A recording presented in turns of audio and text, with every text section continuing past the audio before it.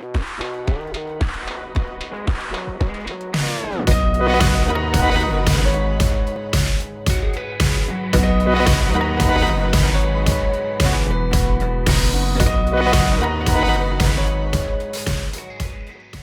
bem, estamos dando início a mais um programa DC Mais Educação, uma parceria do Diário dos Campos com o Colégio e Curso Positivo, onde estaremos levando o tema educação para você pai, para você aluno, comunidade em geral. E o tema de hoje, vestibular, mais precisamente redação. Por isso trouxemos aqui uma convidada, professora de redação do Curso Positivo, professora Fabiana. Tudo bem, professora Fabiana? Seja bem-vinda. Olá, Jackson, tudo bem? Olá a todos que estão nos assistindo, é um prazer estar aqui com vocês para conversar um pouquinho sobre essa temática que às vezes parece um bicho de sete cabeças, né, Jackson? As pessoas têm o costume de falar sobre isso, que a redação é algo difícil, algo complicado, mas não é bem assim. Então, viemos aqui para tentar esclarecer, tirar algumas dúvidas aí de quem está nos assistindo.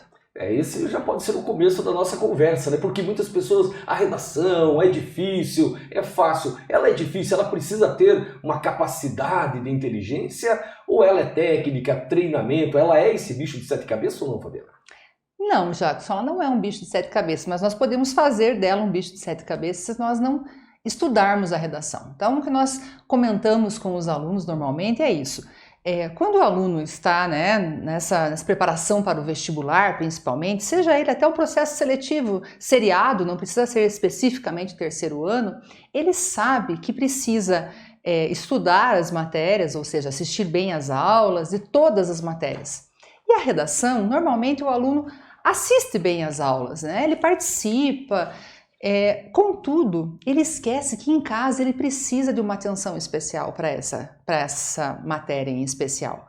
Ou seja, ele precisa se preparar, ele precisa entender as diferenças dos gêneros, porque hoje, Jackson, nós não trabalhamos mais com aquilo que nós estudávamos, né? Não que nós sejamos muito velhos, mas aquilo que nós estudávamos no ensino médio não é exatamente o que os vestibulares cobram.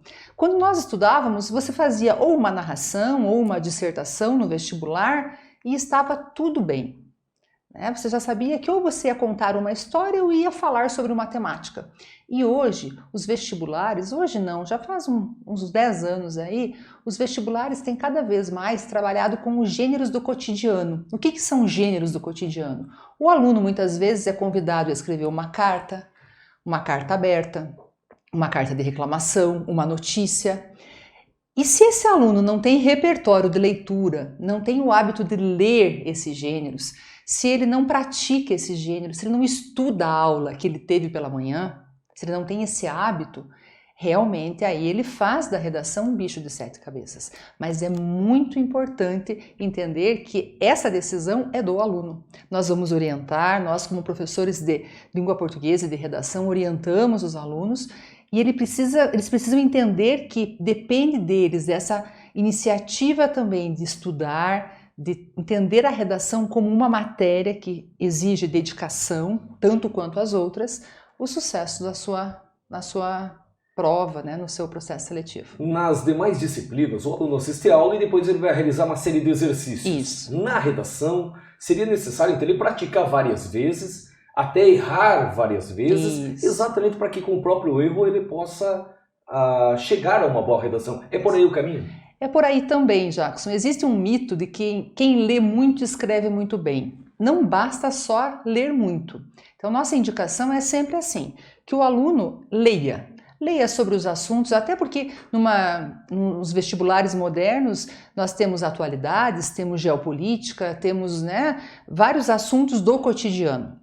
Então, que ele leia sobre isso, mas que também ele tire um tempo na semana para escrever sobre isso. E entregue para o seu professor de redação para que ele possa fazer a correção devida e apontar os caminhos para a evolução, para a melhora daquele texto. Porque às vezes o aluno... Existem diferentes tipos de alunos. Existem aqueles que assistem às aulas, mas têm medo de fazer a redação. né? Então nem vem falar com o professor, é um problema. Existem os outros que leem livros, né? Alguns alunos gostam de romances, e que bom, aumenta o seu repertório, aumenta a sua bagagem cultural, aumenta o seu léxico, né? O domínio que você tem do idioma, mas somente isso não basta. Nós precisamos efetivamente assistir a aula, fazer boas leituras e praticar. Depois de praticar, entregar para o professor corrigir. E que esse professor corrija e faça a devolutiva. Porque quando você guarda esse texto e fala, eu escrevi, mas eu achei que não estava muito bom, professora. Isso, os pais aí em casa devem se identificar com essa situação. Eu não mostrei minha professora de redação com o meu professor porque eu tinha medo do zero.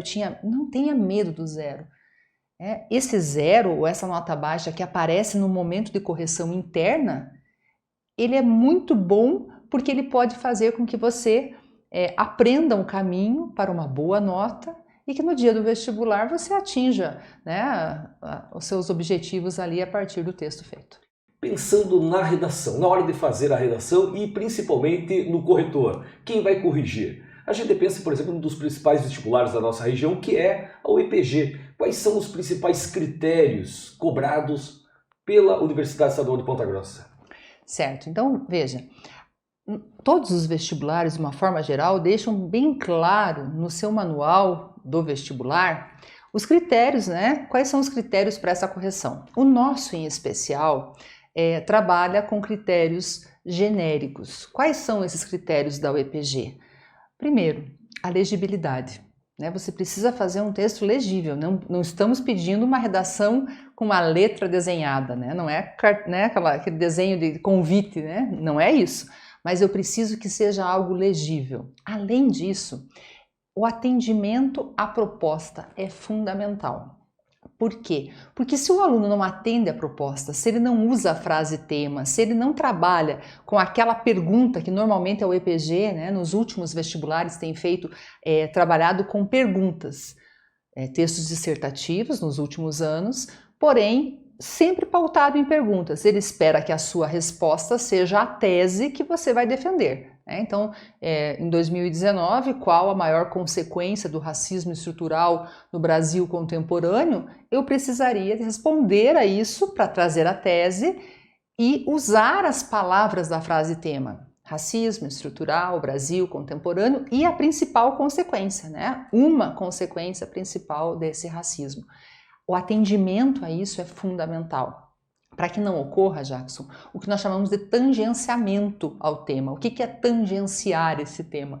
Você começa, né, e os alunos que estão nos assistindo aí já devem ter se deparado com essa situação. Eles começam a escrever sobre o tema, mas eles fazem um recorte do recorte. Não! Se a universidade fez um recorte, ela já quer que você trabalhe com esse recorte dado, não que você escolha um recorte dentro dele, né? Então, trabalha com todas as palavras. Além disso, ele espera que você tenha domínio da língua portuguesa. Isso não é só na UEPG, em todos os vestibulares. Porque quando você vai fazer esse vestibular, você está se colocando como aluno do ensino médio, primeiro, segundo, terceiro ano do ensino médio, e que está apto a ingressar no ensino superior. O mínimo do domínio, não separar sujeito de verbo com vírgula única, saber regras básicas de acentuação, usar corretamente o idioma. Se não sabe uma palavra, opta por outra, né? Não sei como é que grafa essa palavra na hora de um branco, professora, porque é normal acontecer isso, opta por outra. Por quê? Porque se você apresenta, né, ali 4, 5, 6 palavras acentuadas de maneira incorreta, você mostra o que para mim? Que você não tem essa competência dentro do idioma, que é uma competência básica. E isso a gente consegue escrevendo, lendo e escrevendo. Agora, fazer a redação em casa, fazer a redação na escola, com tudo aquilo que aprendeu na sala de aula, mas e na hora do vestibular? Tem um momento exato, no começo do vestibular, no final? Qual seria o momento exato para fazer a redação? Essa é uma pergunta que é feita normalmente pelos alunos e a resposta continua sendo a mesma. Cada um consegue dosar isso, né, se conhecendo. Para isso existem os simulados, né? Você vai simular lá na escola um vestibular, você precisa cronometrar o tempo, você vai simular em casa, você cronometra o tempo. A minha indicação normalmente é eu jamais conseguiria chegar a um vestibular, abrir a prova, jamais, abrir essa prova sem olhar o tema de redação. Acho que a ansiedade seria tão grande, né, a curiosidade. Mas antes disso, o que eu comento com os alunos é o seguinte: abra realmente a prova e não olhe a proposta, porque se você começar a ler todos os textos motivadores, talvez cause algum certo desconforto. Leia só o gênero. Sabendo o gênero, coloque do ladinho lá todas as anotações que você tem, daquilo que você estudou, das características do gênero. Não posso esquecer isso, não posso esquecer esse detalhe, não posso esquecer a tese, não posso esquecer se for uma carta aberta, como é o caso da UEPG que cobra carta aberta, não posso esquecer o título, carta aberta e o destinatário no título. Se for o resumo, não posso esquecer que eu não me coloco no resumo, preciso referenciar, contextualizar esse resumo. Faça essas observações, porque essa informação é aquilo que você estudou do gênero. Porque bem certinho, Jackson, é muito bom para nós, professores de redação, quando nós acertamos o tema de redação. Claro que é. Dá uma segurança para o aluno chega lá e fala: nossa, a gente trabalhou isso faz 2 semanas com a professora, mas isso não é garantia de uma boa redação.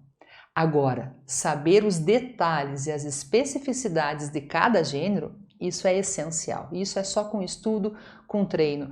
Aí, feito isso, você decida. Se você for olhar o tema e perceber que é um tema do qual você consegue falar com segurança, né, que converge com aquilo que você tinha estudado, né, ótimo. Já faça o rascunho, já faça o borrão, já faça o projeto de texto. Esse projeto de texto tão comentado para os professores de redação, que é você realmente mostrar para o seu corretor que você pensou o texto da linha 1 até a última linha, não foram parágrafos feitos aleatoriamente. Feito esse projeto, talvez sim, deixe-o descansar um pouquinho, vá fazer algumas questões de outras áreas do conhecimento, de física, de matemática, ou caso seja somente a prova de redação, liberte a sua cabeça, a sua mente um pouco daquele projeto de texto e daquele rascunho. Por que isso, professora? Jackson, não sei se você já vivenciou esse tipo de situação. Eu já. Encontrar um texto que você escreveu há uns 10 anos, mais ou menos, e olhar para o texto e falar: cara, como é que eu escrevi isso aqui tão feio que tá? Que letra era essa? Quantos erros de ortografia? Porque o seu cérebro esqueceu daquele processo, né? Então, dormir um pouquinho esse texto ali é importante para quando você for passar a limpo, você poder olhar e ver se não há erro de ortografia, se não há mais algum errinho de vírgula, né, nesse movimento. Mas deixo bem livre para os alunos escolherem o momento ideal para fazerem a redação. Eu penso que é um momento assim, a prova é um momento muito individual e ele precisa se conhecer. Por isso a importância de simular, de cronometrar em casa. A redação precisa ser feita em 1 hora no máximo, entre leitura, planejamento, borrão e execução do texto. Agora você citou o gênero, né? Quais são os gêneros que são cobrados na prova da Universidade Estadual de Ponta Grossa? Hoje nós temos, houve uma mudança nos gêneros. Nós temos 3 possibilidades de cobrança, tanto para o PSS 3 como para o vestibular, né? São os mesmos gêneros. Um texto dissertativo argumentativo, lembrando que a UEPG trabalha com proposta única. Um texto dissertativo argumentativo, o qual deve debater sobre uma temática, trazendo uma tese que será defendida do começo ao fim. Uma carta aberta, que é a novidade da UEPG, é a primeira vez, é o primeiro vestibular que nós teremos esse gênero sendo cobrado. A carta aberta está muito em alta agora, principalmente no período de pandemia. Você encontra várias cartas abertas sendo publicadas por aí, né? Sobre vacinação, sobre ensino remoto, sobre a sobrecarga das mulheres, ou seja, sobre saúde mental, que foi o tema do Enem. Uma carta aberta, teoricamente, ela pressupõe a existência de um interlocutor, mas se ela é aberta, ela também pressupõe a existência de espectadores. Ou seja, eu posso mandar uma carta aberta ao ministro da Saúde, mas se ela fosse só para o ministro, eu mandaria diretamente para o gabinete dele. A carta aberta ela é publicada numa rede social ou em um jornal, automaticamente ela precisa comover também e causar esse envolvimento com os outros leitores.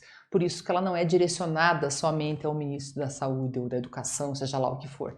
Ela também precisa usar argumentos que comovam e que mobilizem a população, como se fosse uma tentativa de trazer a população para esse processo, para pensar essa temática que motivou a escrita. E por fim, o resumo, que é um gênero acadêmico, literalmente. Os alunos que ingressarem na universidade terão vários resumos para serem feitos durante os anos de universidade e que difere muito das outras duas situações, né? O resumo é um texto objetivo, é um texto centrado somente naquilo que apresenta o texto base, o aluno não deve se colocar.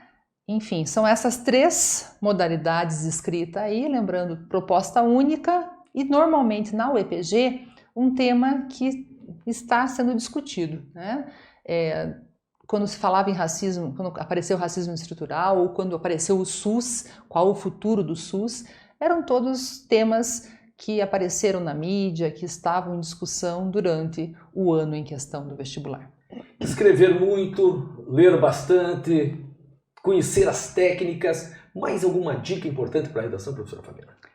Olha, Jackson, talvez o aluno derrubar um pouquinho a resistência, né? Porque todos nós temos nossas preferências dentro da escola, né? Então, quem é de humanas, quem é de exatas, normalmente já deixa, né, as humanas de lado, mas perceber que 1000 pontos, no caso da UEPG, 1000 pontos em 20 linhas, não dá para se contentar com 6, 7. Não. Nosso objetivo, ele começa, né? Eu sempre brinco com os alunos, o meu objetivo com vocês começa no 9. Ele não começa antes disso. Então, nós temos que treinar para que o 9, sim, o 900, ele dá para você, ele põe você num curso, ele projeta você dentro daquela lista de espera, né? Esse é o grande diferencial. Então, que eles quebrem essa resistência e que não tentem enxergar a redação como um bicho de 7 cabeças, mas como um grande aliado que pode trazer a tão sonhada aprovação.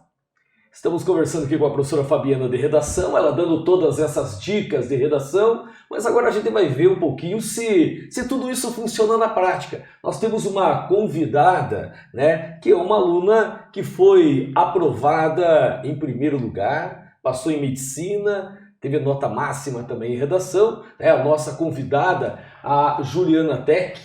Tudo bem, Juliana? Como é que tá você? Tudo bem? Oi, professor. Oi, professora. Olá, Ju. Para todo mundo que está assistindo. E eu queria agradecer de novo o convite para participar do programa. E tá tudo tranquilo, estamos aí esperando a situação amenizar para a faculdade começar e finalmente alcançar o sonho da medicina, né? Agora você, Juliana Tech, você é um exemplo claro daquele tripé que a gente sempre fala. A escola, a família e o aluno, né? Uma família maravilhosa que sempre incentivou muito os seus estudos, né? O seu pai foi espetacular, né, na comemoração, a escola te deu toda a estrutura material, pedagógica para que você pudesse estudar e, obviamente, que aí entra você, extremamente dedicada, fazendo o teu ritmo de estudo, fez com que você fizesse uma grande pontuação, se tornando em primeiro lugar e aprovada em medicina, que era realmente seu grande sonho. É um sonho de infância passar em medicina. Como é que é essa história, hein, Juliana? Então, quando eu era criança, eu tinha uma tendência mais assim de cuidar. Eu adorava cuidar dos meus avós, que moravam aqui do lado da minha casa. E aí eu fui crescendo, fui mudando um pouco e depois eu fui perceber que realmente a medicina era o caminho que eu queria.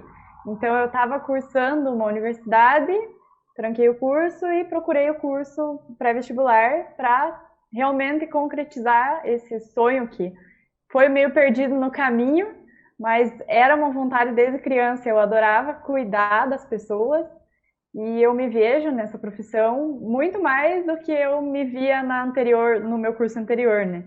Então eu me sinto bem feliz com as minhas escolhas, acho que valeram a pena e eu acho que para todo mundo que tem esse desejo, mesmo que ele seja pequeno dentro de si, vale a pena você parar, refletir e ir atrás desse sonho, porque é uma profissão gratificante como qualquer outra, mas quando a gente tem dentro da gente a chama da medicina, não tem outra coisa que deixe a gente sossegar. A gente tem que ir atrás disso.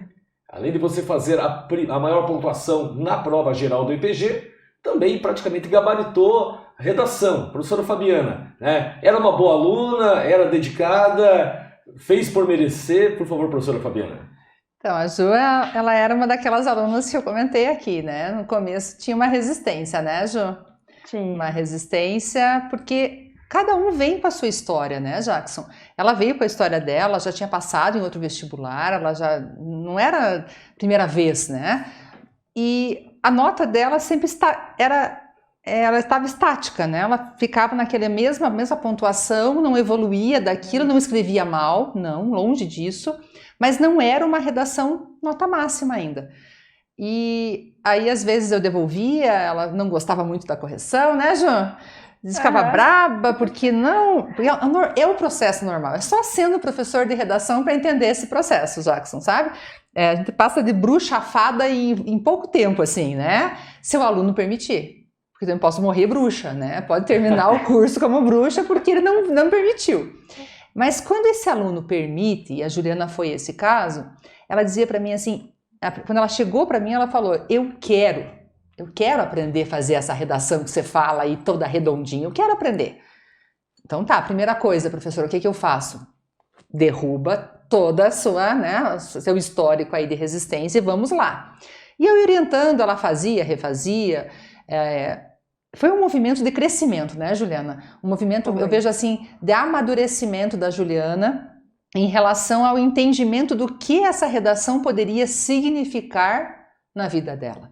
Porque era essa redação que seria o decisivo, seria aquele ponto. Ela foi em primeiro lugar, mas a redação teve uma participação grande, né? Tirar nota máxima, tirar nota integral na redação, não é para todo mundo. Nós passamos anos aí sem uma nota máxima em todo o vestibular da UEPG. Chegavam muito perto, chegavam, né, era 700, chegavam em 620, mas não chegavam na nota máxima. E a Juliana conseguiu, e o texto dela hoje, quando eu mostro para os alunos, eu sempre falo, ele não é um texto assim, ninguém consegue fazer. Consegue, né, Ju? É só você ter, ter os elementos básicos, né? Eu copiei o texto na parte de trás da prova, que tinha um espaço bem grande para fazer contas, e aí eu mostrei para a professora, eu falei, professora, fiz isso aqui é o suficiente? Aí a gente ficou naquela expectativa, assim. No dia que saiu o resultado, eu acho que a Fabiana estava mais feliz que eu com a nota da redação lá, 700, porque o esforço dela foi muito grande de me convencer a ouvir. E eu acho que, voltando ali na pergunta de como estudar, como treinar, ouvir é um passo muito importante, porque você senta para assistir a aula e você vê a professora falando, mas aqui a redação tem os passos, você tem que seguir esses passos, e às vezes é difícil para a gente assimilar isso e pôr em prática. Então, esse movimento de pôr em prática o que é falado, ouvir realmente, ele tem que ser feito, é difícil, não é fácil, às vezes demora, mas ele tem que ser feito, é importante. Não é porque a professora está lá falando que ela é bruxa, ela quer o teu bem. Ela tá dando todas as condições. Agora você, além da redação, você tinha todo um planejamento de estudo, uma orientação, era bastante disciplinada. Qual seria a dica que você daria hoje para esses alunos que estão se preparando para o vestibular, de maneira geral, fazendo redações, enfim? Você teria uma dica para dar para esses alunos? Como foi o seu processo de estudo? Eu acho que, assim, a principal dica é você se conhecer, então você tem que saber quais são as suas principais dificuldades e dar um foco maior nelas. Então, se você tem muita dificuldade na redação e em física, você vai muito bem em biologia, por exemplo. Então, você pode dedicar mais tempo estudando física e redação do que biologia. E isso é um processo de autoconhecimento de cada aluno, né? Porque cada um tem as suas dificuldades, a sua peculiaridade. Cada um é diferente. E eu acho que ser organizado também faz muita diferença. Então, você tem que ter uma rotina e, às vezes, é estressante você pensar em ser muito disciplinado com hora e ter todo dia que sentar e estudar. Tem que ter os seus momentos de lazer também, de descanso, porque você não consegue, nós não somos robozinhos, né? A gente precisa descansar.